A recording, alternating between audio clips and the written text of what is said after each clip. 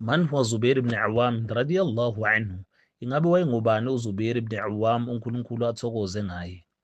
Wamukela i-Islam esesemncane cishe neminyaka phakathi kweyishagalombili neshumi nambili futhi wayengomunye wabokuqala ukukholwa.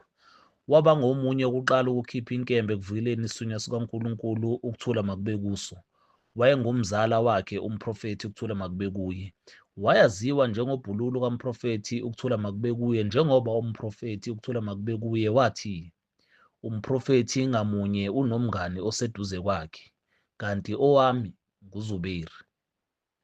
Wahlanganyela ezimpini zokuvikela inkolo kusukela eBadr kuye eYarmouk. Wahlaselwa amanxeba amaningi elwa ngesibindi eceleni komprofethi ukuthula makube kuye.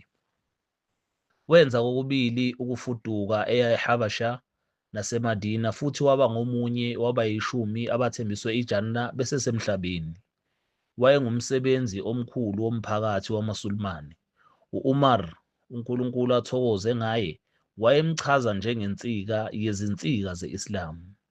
Wayaziwa nangokunikela kwakhe okuningi ephana cishe yonke imali yakhe ngomusa.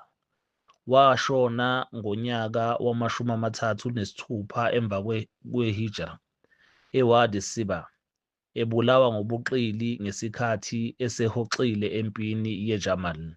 U-Ali, uNkulunkulu athokoze ngale, wakhala lapho ezwa ngokushona kwakhe emkhumbula njengobukhulu nobhululu kamprofethi.